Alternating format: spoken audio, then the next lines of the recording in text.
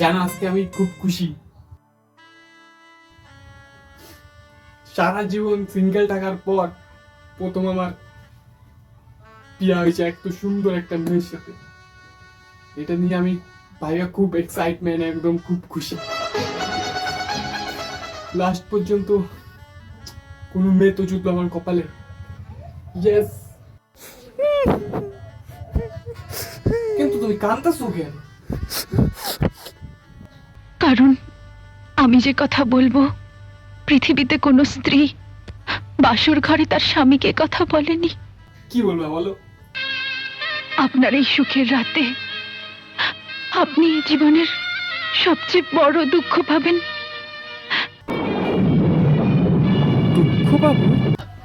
আমি একজন ব্যর্থ প্রেমিকা। কি? ব্যর্থ প্রেমিকা? মানে? আমি আমি কাউকে ভালোবাসতাম।